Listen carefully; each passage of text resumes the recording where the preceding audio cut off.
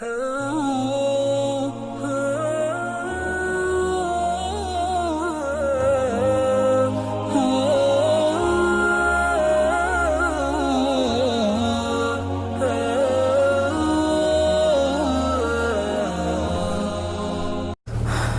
ونصلی علی رسولہ الکریم اما بعد فاعوذ باللہ من الشیطان الرجیم بسم اللہ الرحمن الرحیم۔ عزیز سامعین، ہارون رشید ایک بادشاہ گزرے ہیں، عباسی خاندان کے 5ویں خلیفہ ہیں۔ اس فیملی اور اس خاندان کے کسی اور بادشاہ کو اتنی پذیرائی اور اتنی شہرت نہیں ملی جتنی ان کو ملی تھی۔ سلطنت عباسیہ اس زمانے میں اس کے بادشاہ تھے۔ ہارون رشید بادشاہ کے زمانے میں ایک دفعہ قحط پڑا، حالانکہ اگرچہ وہ بہت بہترین اور اچھے حکمران تھے، لیکن اللہ کی طرف سے یہ حالات ادھر آئے۔ ہارون رشید بادشاہ نے لوگوں کا بہت زیادہ خیال رکھا اور اپنے خزانوں کے دروازے کھول دیے، پھر بھی حالات کنٹرول نہیں ہو رہے تھے۔ ہارون رشید بادشاہ کے اپنے ایک وزیر اعظم تھے اور ان کے استاد بھی رہ چکے تھے، جن کا نام یحییٰ بن خالد تھا۔ ایک دفعہ ہارون رشید بادشاہ بہت زیادہ غمگین اور خفا تھے۔ یحییٰ بن خالد جو ان کے استاد بھی تھے، وزیر اعظم بھی تھے، ان کے ساتھ کچھ باتیں وغیرہ ہو رہی تھی، تو جب بہت زیادہ مایوس ہو گئے تو ان کو بلایا اور ان کے ساتھ باتیں کی اور ان کو کہا مجھے کچھ ایسی باتیں کریں کہ میری کچھ طبیعت جو ہے وہ سنبھل جائے، کہ حالات ایسے ہیں کہ کنٹرول سے باہر ہیں، کنٹرول نہیں ہو رہے۔ یحییٰ نے ایک مثال دی، انہوں نے کہا بادشاہ سلامت، ہر طرح کے حالات اللہ جل شانہ کی طرف سے آتے ہیں، جیسے ابھی بھی آئے ہیں۔ اور انہوں نے ایک مثال دی کہ ایک جنگل میں ایک بندریا کہیں جا رہی تھی، تو اس کا چھوٹا بچہ تھا اور اس نے وہ چھوٹا بچہ شیر کے ساتھ حفاظت کے لیے اس کو دے دیا کہ میرے واپس آنے تک یہ میرا بچہ آپ کے ساتھ ہوگا، آپ اس کا خیال کریں۔ ہارون رشید بادشاہ کو یہ واقعہ یحییٰ سنا رہے تھے۔ پھر وہ بندریا جو تھی وہ کہیں چلی گئی۔ کچھ عرصے بعد جو شیر تھا اس نے اتنے عرصے تک بندریا کے بچے کا خوب خیال رکھا، اس کو ادھر ادھر لے جاتے ہوئے سب جگہوں پر اس کا خیال رکھتے تھے۔ ایک دفعہ کچھ عرصے بعد ایک دفعہ اس کو اپنی پیٹھ پر بٹھایا ہوا تھا اور اس کو چکر لگا رہا تھا کہ اسی دوران آسمان سے ایک چیل کھوا قسم کا ایک جانور آیا اور اس بندریا کے بچے کو اٹھا کر لے گیا۔ جنگل کا بادشاہ شیر تھا، اس نے بہت زیادہ ادھر ادھر دوڑ لگائی اور ادھر ادھر بھاگ گیا، پر بات تو ہوا کی تھی، اوپر فضا کی تھی، آسمان کی تھی۔ مایوس ہو کر بیٹھ گیا۔ کچھ عرصہ بعد بندری آئی، اس نے پوچھا میرا بچہ کہاں ہے؟ شیر نے کہا کہ وہ تو اوپر سے ایک چیز آئی تھی اور وہ اس کو لے کر اڑ گئی۔ بندریا نے بہت زیادہ شور مچایا کہ ایک کام آپ کو حوالے کیا تھا وہ بھی نہیں کیا، چونکہ اولاد بھی تھی۔ اس اعتبار سے شیر نے اس کو کہا کہ میں جنگل کا بادشاہ بے شک ہوں، جنگل کے انتظامات پر میری دسترس ہے، لیکن بات جب اوپر کی آئے تو اوپر کی جانب سے کسی کا بھی پھر اختیار نہیں رہتا۔ ہارون رشید بادشاہ جب یہ سنا اس نے تو کچھ نہ کچھ وہ جو ہے متحمل ہوا، طبیعت کچھ اچھی ہوئی، اور پھر اس کے بعد اس نے جو دنیاوی اسباب وغیرہ تھے وہ بھی اختیار کیے، لیکن اس کے ساتھ اوپر کی جانب اللہ کی جانب جو ہے اس نے توجہ کی، اور اللہ کے فضل سے کچھ عرصے بعد ان کا جو قحط والا اور ایسے خراب صورتحال والا مسئلہ تھا، اللہ نے بخیر و عافیت اس کو پورا کر دیا۔ عزیز سامعین، قرآن عظیم الشان کی ایک آیت ہے، ظہر الفساد فی البر والبحر بما کسبت ایدی الناس، کہ انسان کے اپنے وجود ارد گرد ماحول میں جو بھی کمی کوتاہی وغیرہ ہوتی ہے اس کا وہ یہی انسان ہی ذمہ دار ہے۔ عزیز سامعین، طب کے اصول کے مطابق جب کوئی بندہ مثال کے طور پر لیٹ سوتا ہے تو ضروری بات ہے کہ وہ یا تو لیٹ اٹھے گا یا جلد اٹھے گا، دنیاوی کام کاج بھی کرنے ہیں۔ اس اعتبار سے جتنا زیادہ لیٹ سوئے گا، آرام جتنا کم کرے گا، مطلب نیند پوری نہیں ہوگی، ضرور اس کے اعضاء کے اعتبار سے، باڈی کے اعتبار سے اس میں جو ہے وہ نقائص جو ہیں وہ ظاہر ہونے شروع ہو جائیں گے۔ کوئی بندہ ہے حد سے زیادہ سوتا ہے، اس اعتبار سے بھی اس میں جو ہے اس کے نقصان اور اثرات وہ ظاہر ہوں گے۔ کوئی بہت زیادہ کم سوتا ہے، اسے بھی پھر نقصان ہوتا ہے۔ مثال کے طور پر کوئی زیادہ کاتا ہے، اس اعتبار سے زیادہ بیماریاں یا زیادہ مسائل اس کو پیش آتے ہیں۔ جس طرح باڈی کے اعتبار سے، وجود کے اعتبار سے جو بندہ اس کا بھی خیال نہیں کرتا، اس کے اصول و قواعد، اس کے جو ضوابط ہیں اس کے اوپر چلتا نہیں ہے، اس کا خیال نہیں رکھتا، تو ضرور بالضرور وہ جو ہے نقصان اٹھانے والوں میں سے ہوتا ہے۔ اللہ جل شانہ نے پہلی امتوں پر تو عذاب کے طور پر کوئی بلا اور مصیبت نازل کی تھی، لیکن اسی طرح وبا جو آج کل ہے اور جاری بھی ہے، اسی کی ایک مثال خلفائے راشدین حضرت عمر فاروق رضی اللہ عنہ کا دور خلافت تھا۔ یہ خلفائے راشدین کا دور ہے، خلافت کا دور ہے، صحابہ زندہ ہیں، نبی علیہ السلام کے شاگرد ہیں ڈائریکٹ، وہ زندہ ہیں۔ اس صورتحال میں بھی ایسی صورتحال پیش آنا کہ وبا آ جائے، اس کا مطلب یہ نہیں ہے کہ ان پر اللہ جل شانہ نے عذاب نازل کیا، بلکہ عزیز سامعین، اکثریت اللہ جل شانہ نے اس زمانے میں ایسے مسائل اس وجہ سے لائے اور ایسی چیزیں اس وجہ سے لائیں کہ ان کو پتہ چلے کہ ان کو ہینڈل کیسے کرنا ہے۔ انہوں نے نبی علیہ السلام سے ڈائریکٹ تعلیمات لی تھی، اس اعتبار سے ہمیں بھی یہ پتہ چل جائے کہ ہم نے اس کو کیسے ہینڈل کرنا ہے اور ہم نے ان کے ساتھ کیا کرنا ہے۔ اس زمانے میں مصر، شام وغیرہ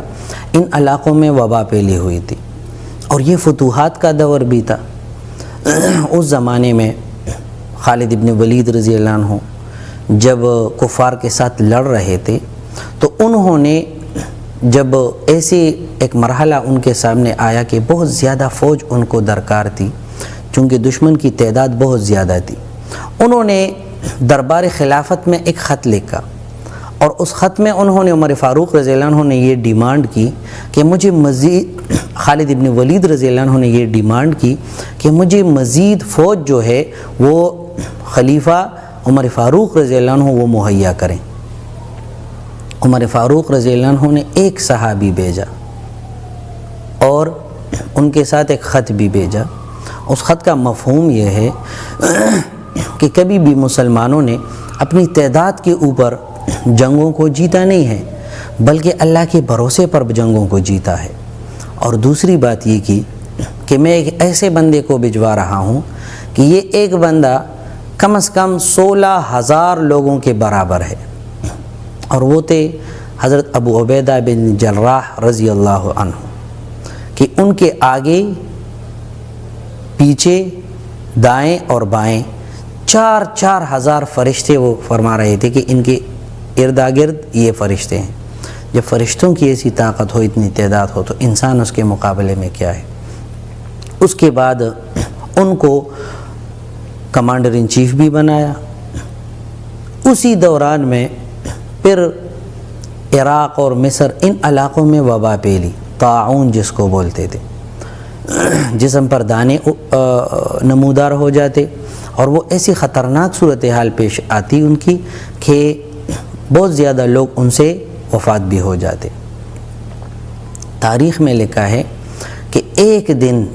تقریباً جب گنا گیا تو 25,000 لوگوں کے جنازے اٹھ گئے تھے، اور ایسے لوگوں کے بارے میں حدیث شریف میں ارشاد بھی ہے کہ ایسے لوگوں کا درجہ یہ شہید کے برابر ہے، پر ان کو اخروی شہید بولتے ہیں۔ مطلب دنیاوی اعتبار سے جو شہادت کے منازل جو ترتیب ہے ان پر وہ اپلائی نہیں ہوتی، خاص کر مثال کے طور پر ناگہانی موت کے بارے میں بھی حدیث میں یہ وارد ہے، اسی طرح وبا میں جو فوت ہو جائے ان کے بارے میں بھی شہادت کی خوشخبری ہے، پر یہ خوشخبری حدیث شریف میں ہے کہ ان کا شمار آخرت میں شہیدوں کے ساتھ ثواب کے اعتبار سے کیا جائے گا۔ ہم معاشرے میں اکثر دیکھتے ہیں بیماریاں، وبا وغیرہ جب بھی پھیل جاتا ہے تو ہمارا ایک نقطہ نظر ہوتا ہے، ہر ایک اپنا ایک نقطہ نظر رکھتا ہے، ایک پوائنٹ آف ویو رکھتا ہے۔ بعض لوگ ہم میں سے ایسے بھی ہوتے ہیں کہ وہ اسی وبا میں بہت زیادہ بعض افراد اور بعض تفرید کا شکار ہو جاتے ہیں۔ بعض تو یہ مانتے ہیں کہ وبا وغیرہ کچھ بھی نہیں ہے، یہ ویسے ہی کوئی پروپیگنڈا ہے، باتیں ہیں وغیرہ وغیرہ، لیکن بعض لوگ اتنا اس سے اثر لے لیتے ہیں کہ بالکل اس کو اپنے اعصاب پر سوار کر لیتے ہیں۔ ان دونوں باتوں کے درمیان ایک اوسط درجہ ہے کہ احتیاط کرو، بالکل احتیاط۔ نبی علیہ السلام نے ارشاد فرمایا ہے اسی مرحلے کو تو مصر میں اور شام وغیرہ کے علاقوں میں جب وبا پھیلی تو اس میں ابو عبیدہ بن جراح رضی اللہ عنہ اور معاذ بن جبل رضی اللہ عنہ ان دونوں کی وفات ہوئی تھی۔ پہلے ابو عبیدہ بن جراح رضی اللہ عنہ شہید ہوئے تھے، وہ گھر سے نکلے، مسجد کو جا رہے تھے، جاتے جاتے راستے میں ہی ان پر ایک دانہ نکلا، اور مسجد پہنچنے سے پہلے وہ جو ہے راستے میں ہی شہادت پا گئے۔ اسی طرح ان کا نماز جنازہ اسی معاذ بن جبل رضی اللہ عنہ نے پڑھایا تھا، اور پھر معاذ بن جبل رضی اللہ عنہ بھی اسی وبا کی وجہ سے خالق حقیقی سے جا ملے تھے۔ عزیز سامعین، بعض ہمارے لوگ یہی بات کر رہا تھا کہ ہمارے لوگ کچھ ایسے ہیں کہ وہ افراد کا شکار ہیں، بعض تفرید کا شکار ہیں کہ اسی بیماری آج کل جو وبا پھیلی ہوئی ہے، جو کرونا مسئلہ ہے، جو وبا ہے، یہ بھی وبا ہی کی شکل ہے۔ اس میں بعض لوگ ایسے ہیں کہ وہ بیماری کو کم سمجھتے ہیں بلکہ بہت ہلکا لیتے ہیں، بعض لوگ اتنا زیادہ لے لیتے ہیں کہ ان کے اعصاب پر سوار ہوتا ہے۔ شریعت نے ہمیں ہر وقت صفائی کا حکم دیا ہے۔ حکم یہ بھی ہے کہ جب بھی آپ جو ہے کوئی چیز بھی کھانے کے لیے بیٹھ جاؤ اور کھانا چاہو، اس سے پہلے ہاتھ دھو لو، اس سے پہلے منہ دھو لو۔ مسواک ہر وقت کے لیے سنت مقرر، خاص کر نماز کے لیے سنت ہے، اور اوقات کے لیے بھی اسی نیت سے کہ میں نماز کی اور آئندہ وقت کی عبادت کی تیاری ہے، وہ اپنے ساتھ رہے، اس کو مسواک میں جو ہے وہ ہر وقت مصروف رہے۔ اسی کے ساتھ ہر صبح کو جب کوئی بندہ اٹھتا ہے تو اس کو ہاتھ دھونے کا حکم ہے۔ ایک صحابی نے اسی طرح عرض کیا کہ ہاتھ جو ہے یہ ہر وقت دھونا، صبح کو دھونا یہ کیوں لازم ہے؟ تو جواب یہ ملا تھا کہ کیا پتہ کہ آپ کا ہاتھ جو ہے وہ رات کو کہاں کہاں لگا تھا اور کیسے لگا تھا۔ اس اعتبار سے ہاتھوں کو دھونا، صفائی اختیار کرنا، یہ بالکل اسلام میں باقاعدہ اس کی جو ہے وہ اجازت ہے اور باقاعدہ اس کا جو ہے حکم ہے۔ بہت سے لوگ اس کے بارے میں ایک بات یہ بھی ہے کہ حدیث شریف میں آتا ہے، نبی علیہ السلام فرماتے ہیں دواء مرضاکم بصدقۃ، کہ آپ جو ہے اپنے ایسی بیماری کی صورتحال میں، ایسی وبا وغیرہ کی صورتحال میں صدقات کو جو ہے وہ جاری رکھو۔ بہت سے لوگ ایسے ہوتے ہیں کہ ان کا کام کاج وغیرہ بند ہوا ہوتا ہے، ان کے ساتھ مدد کرے۔ ایسا نہیں کہ مثال کے طور پر میرا کاروبار نہیں ہے، میرے پاس کچھ ہے، بس وہ میں نے سیونگ رکھے ہوئے ہیں، آئندہ کے لیے میں اس کو استعمال کروں گا، باقی لوگ جانے اور ان کا کام جانے۔ بلکہ ایسے صورتحال میں حاتم طائی کے بارے میں مشہور ہے، ایک دفعہ قحط پڑا، انہوں نے جو ہے اتنا صدقہ کیا کہ ان کے ساتھ جتنے اس وقت کے اونٹ تھے سب کو ذبح کیا اور تمام لوگوں کے لیے دعوت کی، خود الگ جا کر ایک کونے میں بیٹھ گیا۔ بعد میں جب بہت سے لوگوں نے کھانا وغیرہ کھایا تو ایک آدمی اسی کے پاس آیا اور اس کو کہا بیٹا کھانا کھایا ہے؟ اس نے کہا کہ کیوں؟ اس نے کہا جلدی جلدی کھا لو، حاتم طائی جو ہے مشہور بندہ ہے، اس نے مطلب صدقہ کیا ہے، اس کی وجہ سے ایسا نہ ہو وہ سارا ختم ہو جائے اور آپ رہ جاؤ۔ ایسی صورتحال میں ہر ایک کی ضرورت کو سمجھ لینا چاہیے، جس طرح ہر ایک اس بندے کی ضرورت ہے جو وہ اپنے لیے تصور کرتا ہے، تو صاحب استطاعت لوگوں کے لیے بہت زیادہ ضروری ہے کہ خاص کر اپنے ایسے نیچے والے طبقے کے لوگ جو کمزور لوگ ہیں ان کے ساتھ خیرات و صدقات کے ساتھ پیش آئیں۔ مصر میں یہ جو طاعون آیا تھا، اس کے بارے میں اس وقت کے اعتبار سے جو امیر تھا، گورنر تھا، اس نے یہ اعلان جاری کیا تھا اور سرکاری سطح پر یہ اعلان کیا تھا کہ سب لوگ جو ہیں وہ روزہ رکھے۔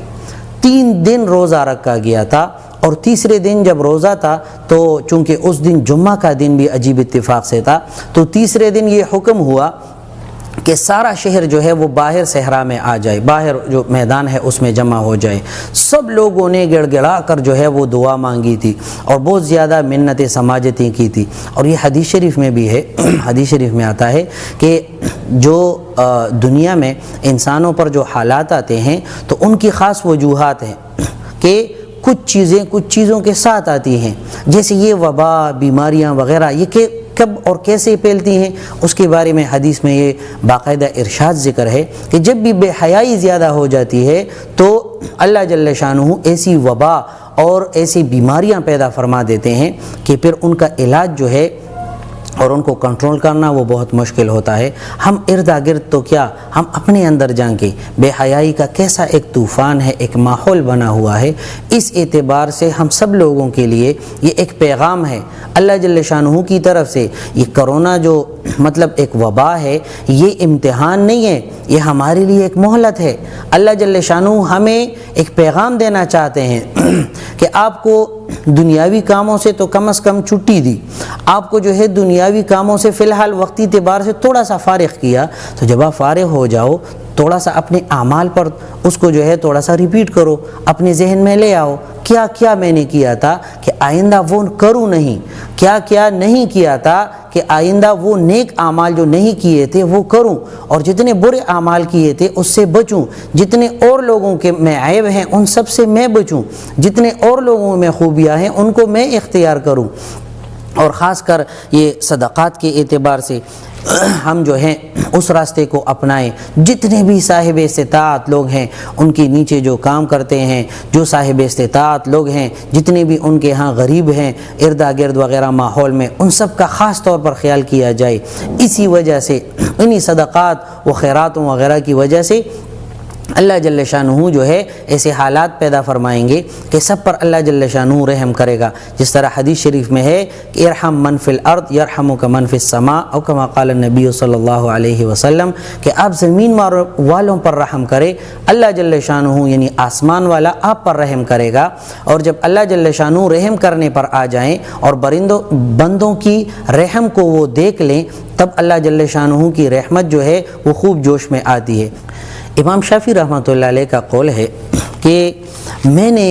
وبا کے دنوں میں تسبیح سے سب سے زیادہ فائدے والی چیز کسی چیز کو نہیں دیکھا۔ تسبیح سے کیا مطلب ہے؟ اللہ جل شانہ کو یاد کرنا،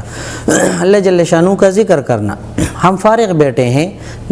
ہم جو ہیں تلاوت کریں، ہم فارغ بیٹھے ہیں، فرض نماز تو ویسے بھی الحمدللہ پڑھتے ہیں، اس کے ساتھ ساتھ نوافل کا اہتمام کریں۔ ایسے کام ذکر و اذکار وغیرہ اور بھی لوگوں کو اس کی ترغیب دیں، خود بھی ذکر و اذکار کی جو عادت ہیں اس کو اپنائیں، ارد گرد جتنے ماحول والے لوگ ہیں ہمارے ان کو اس طرف ترغیب دلائیں، ان کو اس طرف مائل کریں کہ ہم سب پر اللہ جل شانہ کی طرف سے ایک امتحان آیا ہے، اسی امتحان کو کس طرح ہینڈل کرنا ہے اس کو اللہ جل شانہ کو یاد کر کے جو ہے اس کو ہم دور بھگا سکتے ہیں۔ ایسی وبا سے جو ہے اللہ جل شانہ ہم سب کو اپنے حفظ و امان میں رکھیں۔ جتنے لوگ ان سے متاثر ہیں اللہ جل شانہ ان کو صحت کاملہ عاجلہ نیک عمل کے لیے عطا فرمائے، اور جتنے لوگ اس میں ایسے ہیں کہ ان کو دنیاوی اعتبار سے بہت زیادہ تنگ دستی کا سامنا ہے، تو بہت زیادہ احترام کے ساتھ کہ ایسے لوگ جو صاحب استطاعت ہیں وہ جو ہے ان لوگوں کا ضرور خیال رکھیں، اس لیے کہ اللہ جل شانہ نے آپ کو اپنے ایک فضل سے ایک خیر سے نوازا ہے، جو مال کی صورت میں ہے، جو اختیار کی صورت میں ہے۔ ان لوگوں کو جو غریب لوگ ہیں اور خاص کر بے استطاعت ہیں ان دونوں کے دوران، تو ان کا خاص خیال رکھا جائے۔ وآخر دعوانا ان الحمد للہ رب العالمین۔